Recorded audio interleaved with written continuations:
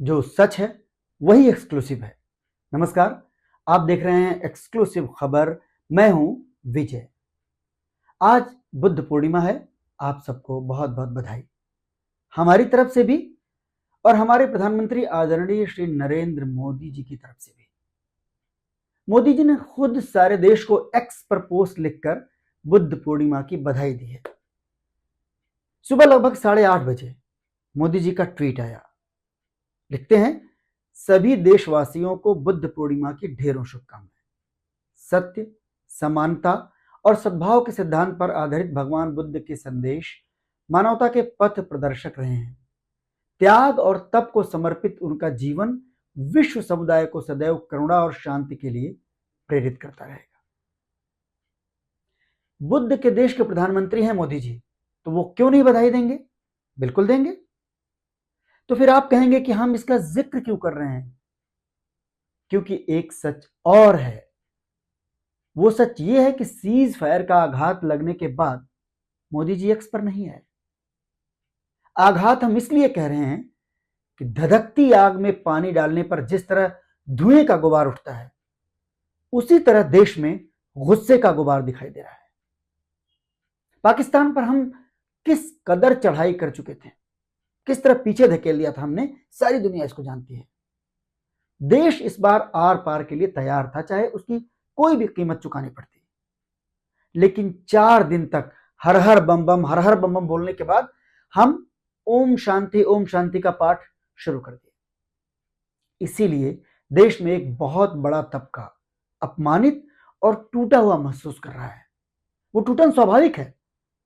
हर देश प्रेमी ये चाहता था कि अब की बार पाकिस्तान का फन इस तरह कुचल दिया जाए कि कम से कम आतंक रूपी जो जहरीला नाग है वो दोबारा उठ ना सके। तो इसलिए ज्यादातर देशवासी सीज फायर के फैसले से ठगा हुआ महसूस कर रहे हैं, नाराज हैं, दुखी हैं। लेकिन एक तबका और है जिसका दुख आंधी, तूफान और बवंडर में बदल चुका है। क्या आप समझ पा रहे हैं कि हम किस तबके की बात कर रहे हैं? ये वो तबका है जो सोशल मीडिया पर टिड्डी दल की तरह दिखाई देता है। ये वो तबका है जो उनकी राय से अलग बात करने वालों की मां बहन करने पर उतारू हो जाता है। माफ कीजिएगा इस शब्द के लिए, लेकिन वो यही करते हैं। ये वो तबका है जो अपने आराध्य को भी गालियां देने के लिए कूद पड़ता है अगर कोई बात उस तबके को पसंद ना आए तो। एक सज्जन लिखते हैं, आज खुद पर शर्म आ रहा है कि आप जैसे कायर प्रधानमंत्री चुना है हम लोगों ने। आगे कभी वोट नहीं दूंगा। चलिए, इनकी अपनी राजनीतिक राय है ये। दूसरे सज्जन हैं, नाम बड़ा अटपटा सा उनका, लिखते हैं, मोदी को कोई वोट नहीं देगा, यही मेरा हुक्म है। इंडिया वालों समझ लो इस बात को कि मोदी सिर्फ आप लोगों को बेवकूफ बना रहा है।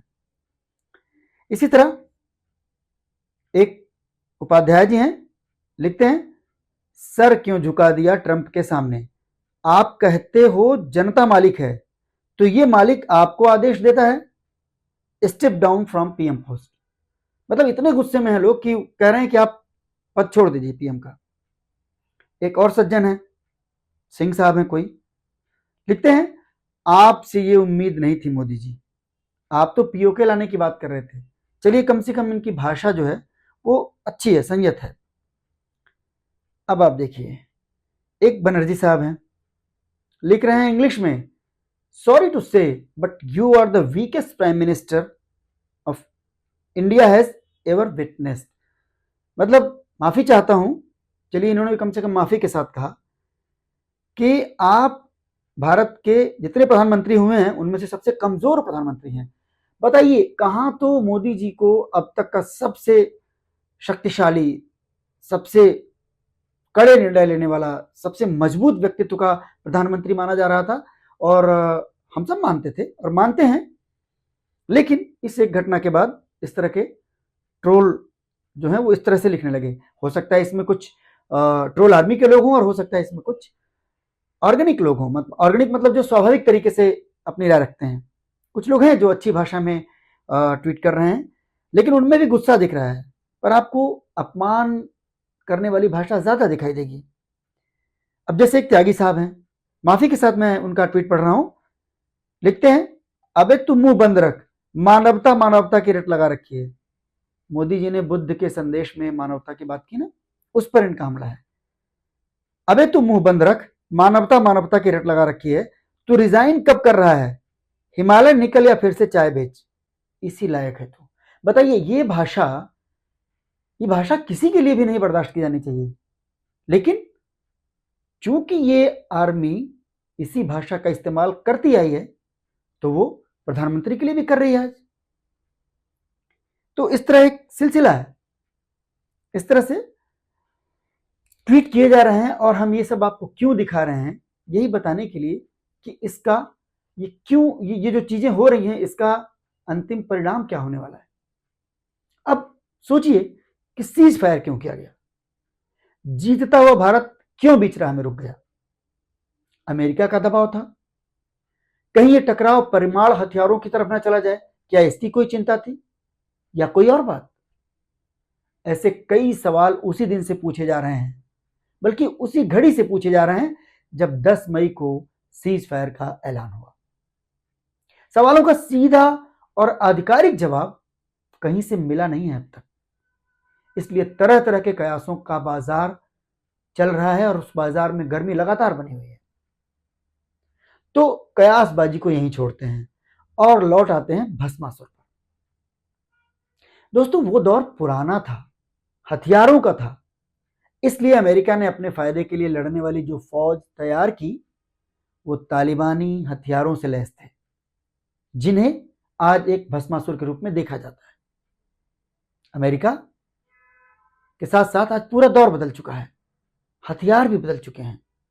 दौर टेक्नोलॉजी का है और हथियार सोशल मीडिया भी है। अपने देश में साल 2014 के बाद से अपनी इमेज बिल्डिंग और विपक्ष के खिलाफ दुष्प्रचार के लिए भक्तों की एक बड़ी फौज तैयार की गई, और वही फौज अब भस्मासुर का रूप ले चुकी है। आप भक्तों की उस फौज को ट्रोल आर्मी के नाम से भी जानते हैं, troll brigade, tool kit gang, और ऐसे कई नाम भी हैं जो इस्तेमाल किए जाते हैं। आज ये गैंग देश की सेना और यहां तक कि उन प्रधानमंत्री नरेंद्र मोदी के फैसले पर भी सवाल उठा रहा है, जिन नरेंद्र मोदी के वे अंधभक्त बने हुए थे। हालांकि इस कहानी का एक जरूरी पहलू और है, वो ये कि सीज फायर के बाद सरहद के करीब बसे गांव, कस्बे और शहरों में लोगों ने राहत की सांस ली है। एलओसी और इंटरनेशनल बॉर्डर से सटे इलाकों में पाकिस्तान की ओर से जो शेलिंग हो रही थी, उसने वहां रहने वालों का जीना मुश्किल कर दिया था। लोग अपना घर बार छोड़कर भागने लगे थे, तो उन लोगों को काफी राहत मिली है इस सीज फायर से। लेकिन हमारा विषय अलग है, हम बात कर रहे हैं भस्मासुर की। सच तो यही है कि पाकिस्तान भारत से युद्ध लड़ने की हैसियत भी नहीं रखता है, और इस बात को दुनिया ने 4 ही दिन में देख भी लिया। लेकिन युद्ध विराम की बात से पूरी भक्त मंडली अपने ही आका पर भड़क चुकी है। अगर आप एक्स यानी ट्विटर पर आवाजाही रखते हैं, तो आपको पता ही होगा कि सीज फायर के बाद किस तरह हमारे विदेश सचिव विक्रम मिस्री को ट्रोल किया गया, कितनी बुरी तरह से। उन्हें ही नहीं, उनके परिवार को भी गालियां दी गई, उनकी बेटी को उल्टा सीधा कहा गया, बिल्कुल उसे घिनौने अंदाज में, जैसे कि वो ट्रोल गैंग हर बार करता है। उसी तरह विदेश सचिव को भी निशाना बनाया गया। सीज फायर की घोषणा करना अलग बात है, लेकिन विदेश सचिव ने क्या, ये उनका फैसला थोड़ी था, वो तो सिर्फ ब्यूरोक्रेट हैं। उन्होंने तो सरकार के फैसले को ही देश और दुनिया के सामने प्रस्तुत किया। फैसला तो नरेंद्र मोदी सरकार का है, तो फिर विदेश सचिव को गालियां देने का मतलब क्या है। अब इसके पीछे एक थियरी ये बताई जा रही है कि देश के गुस्से की दिशा को मोड़ने के लिए ट्रोल आर्मी को विक्रम मिस्री के पीछे लगा दिया गया। हो सकता है, क्योंकि देश का स्वाभाविक गुस्सा मोदी सरकार और खुद सरकार के मुखिया नरेंद्र मोदी की तरफ जा रहा था। तो शायद ये तरकीब निकाली गई हो कि ट्रोल आर्मी को लगा करके उस गुस्से की दिशा विदेश सचिव की तरफ मोड़ दी जाए। 2 दिन विदेश सचिव को गालियां पड़ेंगी तो सारा देश उसी से बहल जाएगा, जैसे बच्चे बहल जाते हैं। किसी ने शिकायत की या कुछ झगड़ा हुआ तो एक बच्चे को एक थप्पड़ दे दिया, सब खुश हो गए। लेकिन आखिरकार वो गुस्सा प्रधानमंत्री के हिस्से भी आया। हालांकि प्रधानमंत्री के किसी फैसले से खफा होने का अधिकार है देशवासियों को, लेकिन गाली देने का नहीं। प्रधानमंत्री के लिए सार्वजनिक मंच पर अपमानजनक भाषा का प्रयोग किसी देश प्रेमी को हरगिज पसंद नहीं आ सकता। आप कमरे में बैठकर चाहे जो बातें कर लीजिए, चाहे जिसे गालियां दे लीजिए, लेकिन सार्वजनिक मंच पर जो लोग ऐसा कर रहे हैं वो देश हित में तो बिल्कुल नहीं हो सकते। उल्टे उससे देश की प्रतिष्ठा और ज्यादा धूमिल हो रही है। लेकिन क्या कहें, वही भस्मासुर जिसे खुद मौजूदा सत्ता ने तैयार किया है, जिसे खुद प्रधानमंत्री की चुप्पी, उनके मंत्री और संतरी की चुप्पी ने खाद पानी दिया अपने फायदे के लिए। लेकिन भस्मासुर की तो फितरत ही यही है, जिसने बनाया उसी के विनाश पर उतारू हो जाए। ऐसी भस्मासुर मंडली के सहारे जो लोग अपना छोटा सा नफा देख रहे थे, आज सबसे बड़ी मुश्किल उन्हीं के सामने आ खड़ी हुई है। मोदी जी और बीजेपी के आईटी सेल की मुश्किल यही है कि अब बेकाबू हो चुके अपने भक्तों की फौज को कैसे काबू में किया जाए। अच्छा, आप याद कीजिए, ये जो ट्रोल गैंग है, ये पहले भी ऐसा बहुत कुछ कर चुका है। जो उनके भस्मासुर बनने का ही संकेत था, उसी का इशारा था। लेकिन तब शायद सत्ता प्रतिष्ठान को मजा आ रहा था, मौजूदा सत्ता को वो सब सूट कर रहा था, इसलिए उस प्रवृत्ति को फलने फूलने दिया गया। जब ये ट्रोल गैंग देश की सर्वोच्च अदालत और देश के चीफ जस्टिस के खिलाफ भद्दी टिप्पणी कर रहा था, जब यही ट्रोल गैंग मोहन भागवत के खिलाफ भद्दे कमेंट कर रहा था, तब भी ये चिंता मन में आ रही थी कि मौका आने पर ये जो गैंग है ये किसी को छोड़ेगा नहीं, क्योंकि ये भस्मासुर बन चुका है। मोहन भागवत कौन है? उस संघ के प्रमुख हैं जिसके प्रचारक खुद प्रधानमंत्री मोदी रहे हैं। वो संघ, वो राष्ट्रीय स्वयंसेवक संघ जिसने बीजेपी को पैदा किया है। संघ की विचारधारा से संचालित होने वाला राजनीतिक दल है बीजेपी। जब उस संघ के मुखिया को ट्रोल गैंग ने नहीं छोड़ा, तो आप अंदाजा लगाइए कि वो भस्मासुर कितना ताकतवर और कितना खतरनाक हो चुका है। आज ये ट्रोल गैंग यहां तक आया है तो इसके पीछे वही हाथ हैं जो उस वक्त खुले तौर पर इन लोगों के साथ थे। जब ये ट्रोल गैंग देश की सर्वोच्च अदालत और देश के चीफ जस्टिस पर भद्दी टिप्पणी कर रहा था, चाहे वो पूर्व chief justice D Y Chandrachud का दौर रहा हो या मौजूदा चीफ जस्टिस संजीव खन्ना का रहा हो। सोचिए, सुप्रीम कोर्ट को तो कई बार उस भस्मासुर के कोप का भाजन बनना पड़ा, लेकिन सत्ता पक्ष की ओर से कभी कोई ऐतराज या कभी कोई दिशा निर्देश या सुझाव कुछ भी नहीं देखने को मिला। जब भी सर्वोच्च न्यायालय ने ऐसा कोई फैसला दिया, कोई ऐसी टिप्पणी की जो सत्ता समर्थक ट्रोल गैंग की पसंद के खिलाफ है, तब ट्रोल गैंग सुप्रीम कोर्ट के ऊपर ही टूट पड़ा। जब ट्रोल गैंग संविधान के सबसे महत्वपूर्ण संस्थान पर सीधा हमला कर रहा था, उस वक्त सत्ता को इसमें अपना कुछ फौरी फायदा नजर आ रहा होगा। लेकिन आगे चलकर यही ट्रोल गैंग भस्मासुर बन जाएगा, इसका एहसास सत्ता को शायद उस वक्त नहीं था। अभी हाल में निशिकांत दुबे का मामला ले लीजिए, बहुत सुर्खियों में रहा। दुबे जी ने मुख्य न्यायाधीश को धर्म युद्ध और गृह युद्ध भड़काने के लिए जिम्मेदार बता दिया और उस पर डटे भी रहे। तब बीजेपी के किसी जिम्मेदार नेता ने इसकी आलोचना की? नहीं की। खुद प्रधानमंत्री आगे आकर निशिकांत के कान उमेट सकते थे, लेकिन ऐसा कुछ नहीं हुआ। सिर्फ पार्टी ने उनके उस बयान से किनारा कर लिया, यह कहकर कि निशिकांत का निजी बयान है।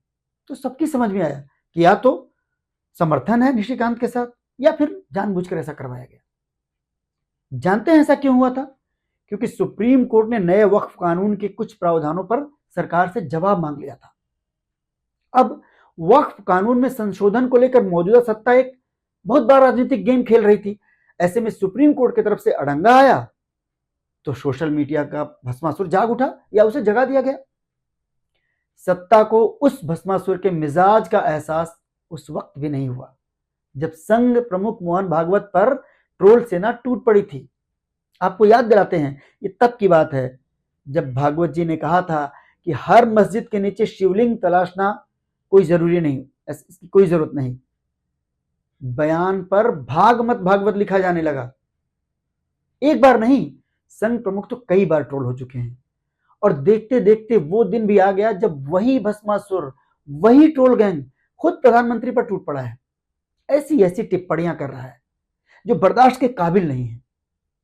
कितना भी गुस्सा हो, हम सरकार के फैसले से कितने भी नाराज हों, जब देश ने उन्हें प्रधानमंत्री के तौर पर चुना है तो उनका सार्वजनिक अपमान आखिर क्यों किया जाना चाहिए।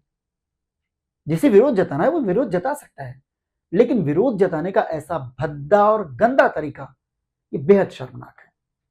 ये भस्मासुर पूरी दुनिया में देश का सिर झुकाने का काम कर रहा है, जाने अनजाने। और जैसा हमने शुरू में ही कहा कि आज टेक्नोलॉजी का दौर है और सोशल मीडिया एक हथियार बन चुका है। अब गलत हाथों में कोई भी हथियार घातक हो जाता है। यही हुआ है।